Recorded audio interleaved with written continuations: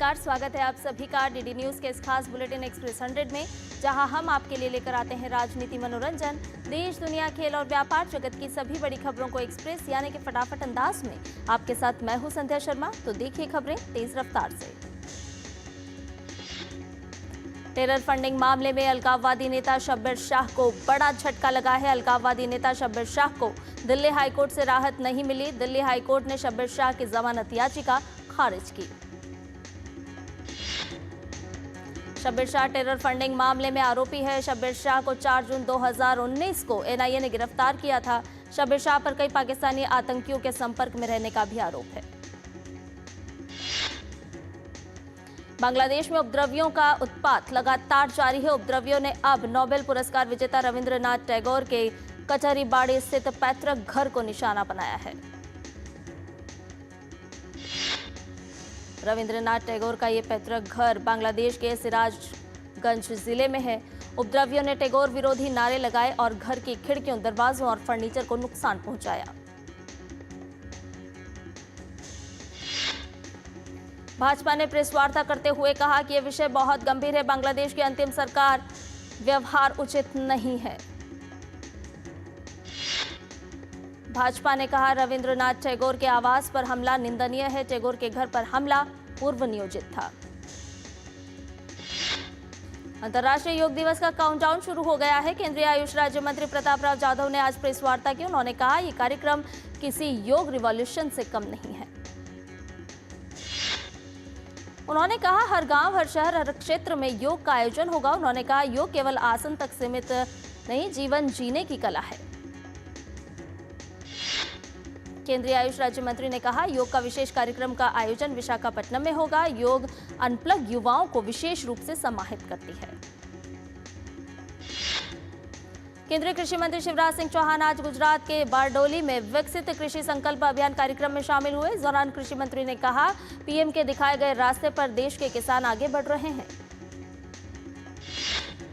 केंद्रीय कृषि मंत्री ने कहा, गुजरात खेती में नित नए उपयोग कर रहा है। खेती में उन्नत तकनीक का इस्तेमाल जरूरी है। विकसित कृषि संकल्प अभियान 2025 के तहत वाराणसी में एक किसान संवाद कार्यक्रम का आयोजन हुआ, जिसमें केंद्रीय कृषि राज्य मंत्री रामनाथ ठाकुर ने हिस्सा लिया। इस दौरान उन्होंने एफपीओ और किसानों द्वारा प्रदर्शित किए गए उनके उत्पादों का अवलोकन किया। कार्यक्रम में रामनाथ ठाकुर ने कहा कि किसान वैज्ञानिकों की बात पर भरोसा करता है। मध्य प्रदेश के खंडवा में अवैध अतिक्रमण के खिलाफ प्रशासन ने बड़ी कार्रवाई की है। प्रशासन ने अतिक्रमण के खिलाफ कार्रवाई करते हुए शकर तालाब इलाके में अवैध मकान हटाए।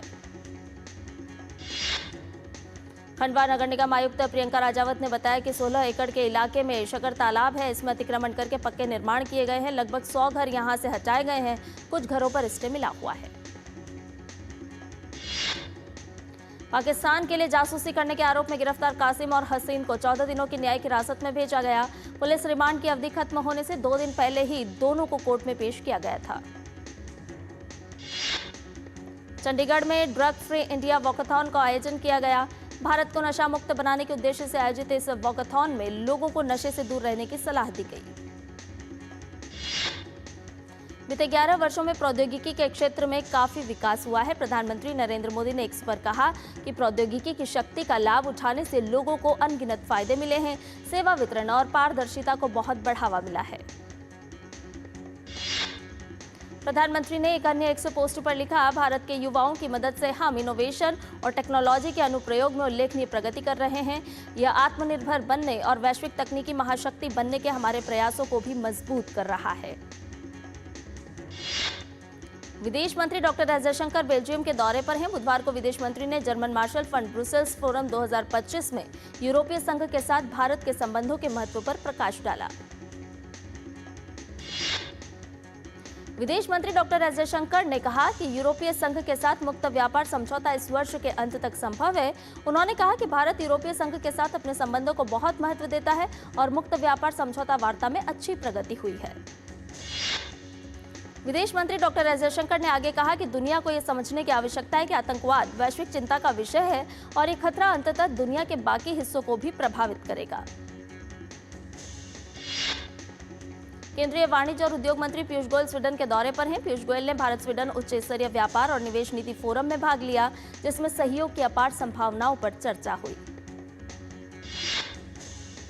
पीयूष गोयल ने कहा कि इस कार्यक्रम में जारी प्रस्तावित भारत यूरोपीय संघ मुक्त व्यापार समझौते पर संयुक्त पत्र मजबूत आर्थिक संबंधों और समावेशी विकास के भविष्य को बनाने के लिए हमारी सामूहिक प्रतिबद्धता को रेखांकित करता है। मुख्य चुनाव आयुक्त ज्ञानेश कुमार ने स्टॉकहोम में एक अंतर्राष्ट्रीय सम्मेलन में कहा कि भारत की मतदाता सूची तैयार करने की प्रक्रिया दुनिया में सबसे कठिन और पारदर्शी कार्यों में से एक है। रक्षा राज्य मंत्री संजय सेठ ने कल नई दिल्ली में राष्ट्रीय कैडेट कोर के माउंट एवरेस्ट पर सफल चढ़ाई करने वाले अभियान दल के साथ बातचीत की। बातचीत में एनसीसी कैडेट्स ने अपने अनुभव साझा किए। संजय सेठ ने कैडेट्स के प्रयासों और टीम भावना के साथ उनकी शानदार उपलब्धि की सराहना की। एनसीसी कैडेटों के एवरेस्ट शिखर पर पहुंचने का यह तीसरा सफल अभियान था। बिहार महागठबंधन के दलों की बैठक आज पटना में होगी। इस बैठक की अध्यक्षता विधानसभा में नेता प्रतिपक्ष तेजस्वी यादव करेंगे। इसमें समन्वय समिति और उप समितियों के सदस्य भी शामिल होंगे। तमिलनाडु के मदुरै स्थित विरुधुनगर जिले के एक मंदिर में कथित तौर पर भोजन खाने के बाद संदिग्ध फूड पॉइजनिंग के कारण 85 लोग अस्पताल में भर्ती हैं। राज्य के स्वास्थ्य अधिकारी फिलहाल घटना की जांच कर रहे हैं। कर्नाटक के मुख्यमंत्री सिद्धारमैया ने बेंगलुरु स्थित कावेरी निवास पर कोविड-19 नियंत्रण उपायों पर उच्च स्तरीय बैठक की अध्यक्षता की। सीएम ने अधिकारियों को यह सुनिश्चित करने के निर्देश दिए कि कोविड से उत्पन्न किसी भी चुनौती से निपटने के लिए अहम कदम उठाएं। हैदराबाद में गर्मी की छुट्टियों के बाद स्कूल फिर से खुल गए हैं। स्कूलों में फिर से रौनक देखने को मिली। भीषण गर्मी व लू से पूरा उत्तर भारत बेहाल है। मौसम विभाग के मुताबिक आज दिल्ली एनसीआर में लू के साथ तापमान 44 डिग्री सेल्सियस से 45 डिग्री सेल्सियस के बीच रह सकता है। राजधानी दिल्ली में भीषण गर्मी पड़ रही है। भारतीय मौसम विज्ञान विभाग ने राजधानी दिल्ली में गर्मी का रेड अलर्ट जारी किया है। मौसम विभाग की माने तो अगले 2 दिन दिल्ली एनसीआर में जबरदस्त हीट वेव रहेगी। पंजाब में बठिंडा का तापमान 45 डिग्री सेल्सियस से ज्यादा रिकॉर्ड किया गया। राजस्थान और हरियाणा में भी लू का रेड अलर्ट जारी किया गया है। चंडीगढ़ में गर्मी से लोग बेहाल हैं। दिन में ऐसा महसूस हो रहा है कि आसमान से आग बरस रही हो। दोपहर में शहर के बाजार सहित चंडीगढ़ के लाइफलाइन कहे जाने वाले सुखना लेक पर सन्नाटा पसरा हुआ है। आईएमडी चंडीगढ़ के निदेशक सुरेंद्र पॉल ने बताया कि हरियाणा और पंजाब में अगले 3 दिन तक लू की स्थिति बने रहेगी। अजमेर में भी भीषण गर्मी का कहर जारी है। मौसम विज्ञान विभाग के अनुसार अगले कुछ दिनों तक गर्मी से राहत की कोई उम्मीद नहीं है। बात करें पहाड़ी राज्यों की, जहां जम्मू कश्मीर में भी गर्मी अपने चरम पर है। जम्मू में अधिकतम तापमान 44 से ज्यादा दर्ज किया गया है। इसके साथ ही हिमाचल प्रदेश के ऊना, कुल्लू, बिलासपुर और मंडी में लू चली है। हिमाचल के हमीरपुर के नेरी का अधिकतम तापमान सबसे ज्यादा 42.6 डिग्री सेल्सियस दर्ज किया गया, जबकि ऊना में 42.4 डिग्री तापमान दर्ज किया गया। आईएमडी के अनुसार एक पश्चिमी विक्षोभ 13 जून की रात से उत्तर पश्चिम भारत को प्रभावित कर सकता है, जिससे हल्की बारिश और गरज के साथ बारिश होने की संभावना है। जहां उत्तर भारत इस समय भयंकर गर्मी की चपेट में है, वहीं कर्नाटक के कई जगह कल रात तेज बारिश हुई है। तेज बारिश के कारण हुबली के कई इलाकों में जलभराव देखा गया। तेलंगाना के कई हिस्सों में भारी बारिश के बाद जलभराव हुआ। लोगों को आवाजाही में दिक्कतों का सामना करना पड़ रहा है। पश्चिम बंगाल के नेता प्रतिपक्ष शुवेंदु अधिकारी के नेतृत्व में भाजपा विधायकों ने कल मार्च निकाला। ये मार्च दक्षिण 24 परगना के रविंद्र नगर में हुई हिंसा को लेकर डीजीपी से मिलने के लिए कोलकाता में राज्य पुलिस मुख्यालय तक किया गया। भाजपा नेता शुवेंदु अधिकारी ने कहा कि बंगाल में हिंदुओं पर अत्याचार हो रहा है। हिंदुओं की दुकानों और घरों को लूटा गया। कई पुलिसकर्मी भी घायल हुए। कई कारों में तोड़फोड़ की गई, लेकिन पुलिस ने कोई कार्रवाई नहीं की। भारत और फ्रांस के बीच संयुक्त सैन्य अभ्यास शक्ति का 8वां संस्करण 18 जून से 1 जुलाई 2025 तक फ्रांस के ला कैवेलरी में आयोजित किया जाएगा। इस अभ्यास का उद्देश्य दोनों देशों की संयुक्त सैन्य क्षमता को बढ़ाना है। संयुक्त अभ्यास से दोनों देशों की सेनाओं के बीच अंतर संचालन और सौहार्द विकसित करने में मदद मिलेगी। छत्तीसगढ़ के सुकमा जिले में सुरक्षा बलों और नक्सलियों के बीच पिछले 24 घंटे से मुठभेड़ जारी है। सुरक्षा बलों ने अब तक 5 लाख के इनामी नक्सली समेत 2 नक्सलियों को ढेर कर दिया है।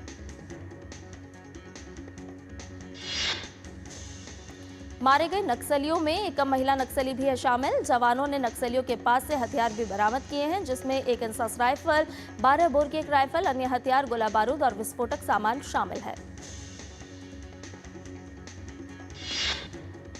चारधाम यात्रा दिन प्रतिदिन नए नए आयाम स्थापित कर रही है। अब तक 25 लाख से ज्यादा श्रद्धालु बाबा केदार, श्री बद्रीनाथ, श्री गंगोत्री और श्री यमुनोत्री धाम के दर्शन कर चुके हैं। उत्तराखंड के मुख्यमंत्री पुष्कर सिंह धामी ने चारधाम यात्रा के दौरान हेली सेवाओं के सुचारू संचालन के संबंध में देहरादून स्थित मुख्यमंत्री आवास सभागार में वरिष्ठ अधिकारियों के साथ बैठक की। और एक्सप्रेस 100 में फिलहाल रुकने एक छोटे से ब्रेक के लिए जल्द हाजिर होंगे।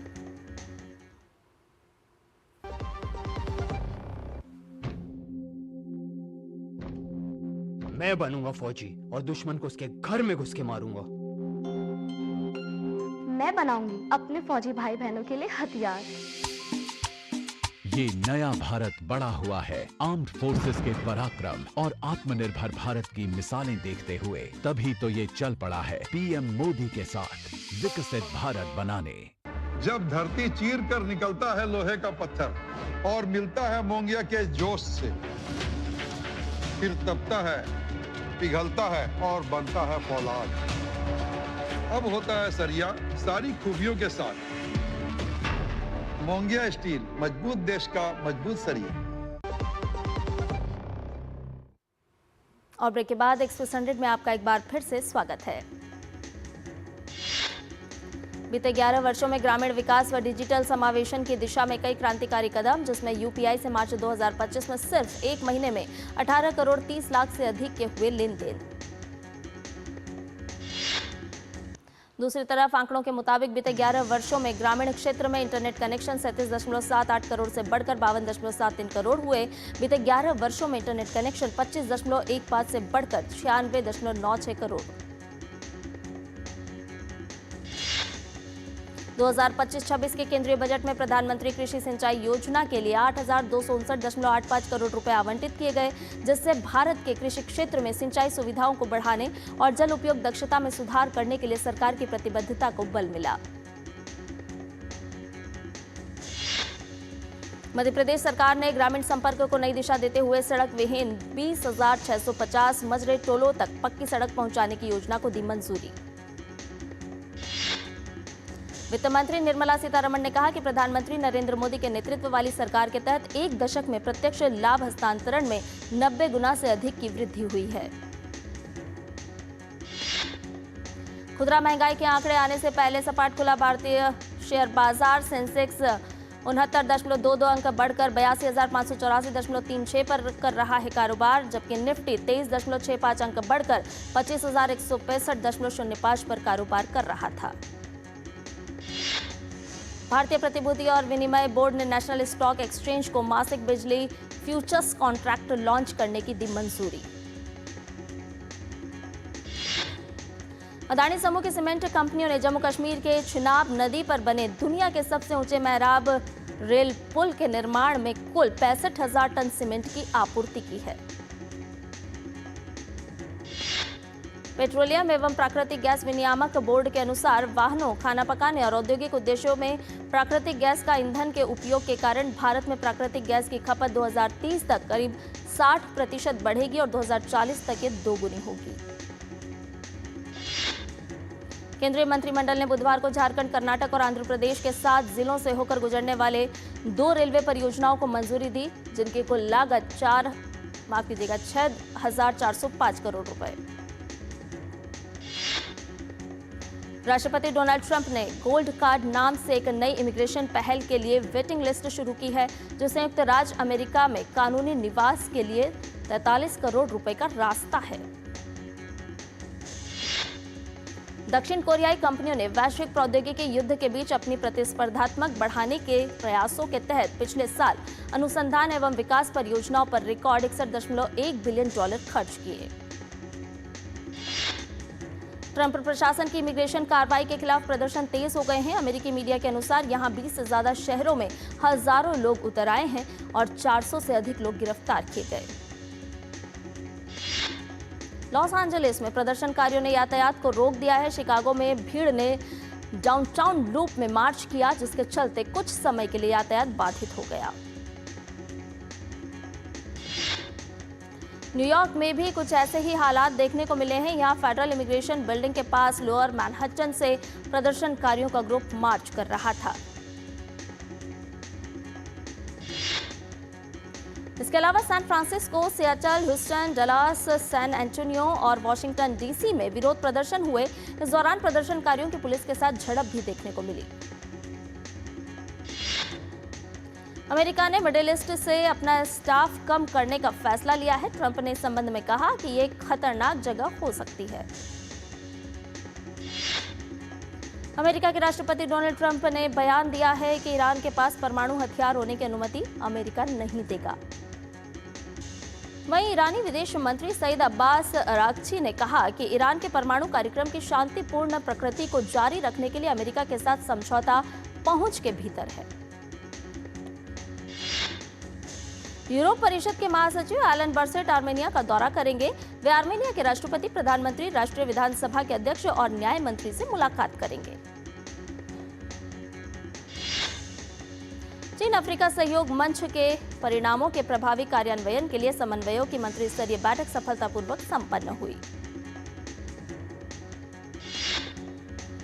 ऑस्ट्रेलिया के रक्षा मंत्री रिचर्ड मार्लेस को विश्वास है कि अमेरिका और ब्रिटेन के साथ एकुस पनडुब्बी समझौता आगे बढ़ेगा और उनकी सरकार अमेरिका के साथ मिलकर काम करेगी, जबकि ट्रंप प्रशासन औपचारिक समीक्षा करेगा।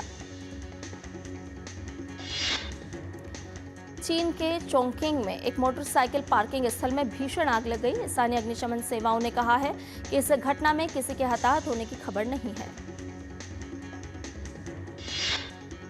पिछले सप्ताह तुर्की में हुई शांति वार्ता में हुए समझौते के तहत रूस और यूक्रेन ने गंभीर रूप से घायल युद्धबंदियों के लिए तत्काल मानवीय सहायता का आदान प्रदान किया।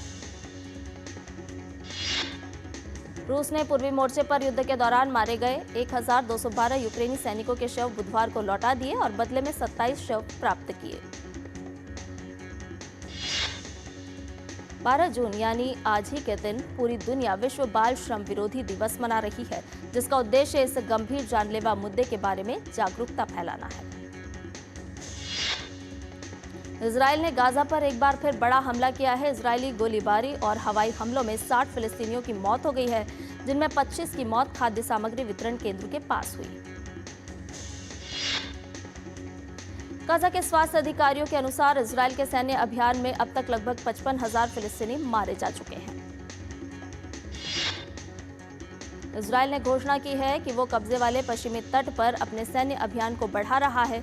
इसके लिए वो टैंक भेज रहा है और उन क्षेत्रों में सेना को तैनात कर रहा है जहां से फिलिस्तीनी भाग गए हैं। प्रधानमंत्री बेंजामिन नेतन्याहू की सरकार पर गिरने का खतरा मंडराने लगा है। विपक्ष ने कंसेट को भंग करने का विधेयक पेश कर दिया है। सरकारी गठबंधन में शामिल अति रूढ़िवादी दलों ने भी इस विधेयक का समर्थन करने की धमकी दी है, जिससे जल्द आम चुनाव की संभावनाएं प्रबल हो गई हैं।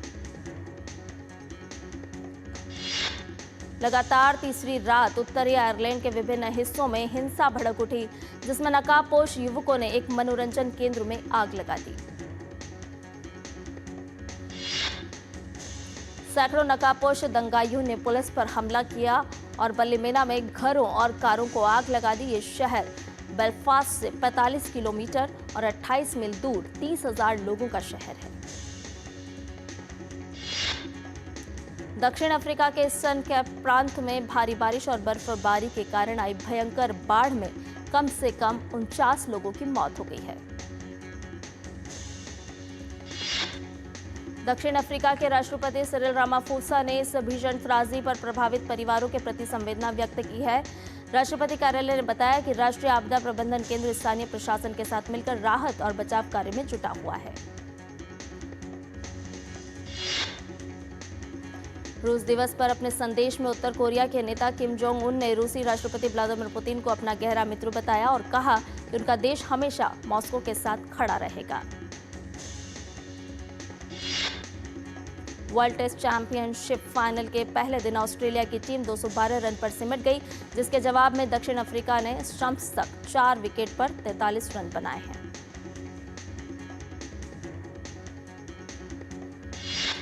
आईसीसी के अध्यक्ष जय शाह ने कहा कि ऑस्ट्रेलिया और दक्षिण अफ्रीका के बीच 2025 विश्व टेस्ट चैंपियनशिप फाइनल की शुरुआत से पहले ऐतिहासिक लॉर्ड्स क्रिकेट ग्राउंड पर घंटी बजाना उनके लिए सौभाग्य की बात है। आईसीसी अध्यक्ष जय शाह ने अपने एक्स अकाउंट पर लिखा, वर्ल्ड टेस्ट चैंपियनशिप फाइनल के पहले दिन खेल शुरू होने से पहले ऐतिहासिक लॉर्ड्स मैदान पर घंटी बजाना सौभाग्य की बात। ऑस्ट्रेलिया के शीर्ष बल्लेबाज स्टीव स्मिथ ने दक्षिण अफ्रीका के खिलाफ विश्व टेस्ट चैंपियनशिप फाइनल के पहले दिन प्रतिष्ठित लॉर्ड्स क्रिकेट ग्राउंड पर एक नया रिकॉर्ड बनाया। स्टीव स्मिथ ने लॉर्ड्स क्रिकेट ग्राउंड पर मेहमान बल्लेबाज के तौर पर लॉर्ड्स के मैदान पर टेस्ट मैचों में सर्वाधिक रन बनाने का नया रिकॉर्ड बनाया। ओलंपिक पदक विजेता मनु भाकर ने म्यूनिख में चल रहे आईएसएसएफ शूटिंग विश्व कप की महिलाओं की 25 मीटर स्पोर्ट्स पिस्टल स्पर्धा में शानदार प्रदर्शन करते हुए क्वालिफिकेशन राउंड में 588 अंकों के साथ प्रवेश किया। आईएसएसएफ शूटिंग विश्व कप के फाइनल राउंड में मनु को केवल 1 अंक से हार का सामना करना पड़ा। उन्हें कोरिया की यांग जिन ने पीछे छोड़ते हुए कांस्य पदक अपने नाम किया। हॉकी प्रो लीग में आज शाम भारतीय पुरुष टीम का मुकाबला अर्जेंटीना से होगा। नीदरलैंड के एम्स्टेलविन में ये मैच शाम 6:30 बजे शुरू होगा। भारत फिलहाल 11 मैचों से 15 अंक हासिल कर अंक तालिका में चौथे स्थान पर है। इससे पहले कल एक करीबी मुकाबले में भारत अर्जेंटीना से 3-4 से हार गया। भारतीय महिला निशानेबाज इलावेनिल वलारिवान ने आईएसएसएफ विश्व कप में शानदार प्रदर्शन करते हुए महिला 10 मीटर एयर राइफल स्पर्धा में कांस्य पदक अपने नाम किया। अनुभवी भारतीय टेनिस खिलाड़ी रोहन बोपन्ना ने बेल्जियम के सैंडर गिल के साथ मिलकर ATP 250 boss open tennis tournament के पुरुष युगल के क्वार्टर फाइनल में प्रवेश किया। ATP boss open tennis tournament के पुरुष युगल में एन श्रीराम बालाजी और युकी भांबरी को हार का सामना करना पड़ा। नेशनल एरेना में खेले गए 2026 फीफा विश्व कप क्वालिफायर के ग्रुप एच मुकाबले में रोमानिया ने साइप्रस को 2-0 से हराकर अहम जीत दर्ज की। भारत की पैदल चाल एथलीट प्रियंका गोस्वामी ने सत्र की पहली जीत दर्ज करते हुए इंस्ब्रुक में ऑस्ट्रियन रेस वॉकिंग चैंपियनशिप में महिलाओं की 10 किलोमीटर दौड़ में पहला स्थान हासिल किया। और एक्सप्रेस न्यूज में फिलहाल इतना ही। मुझे दीजिए इजाजत। नमस्कार।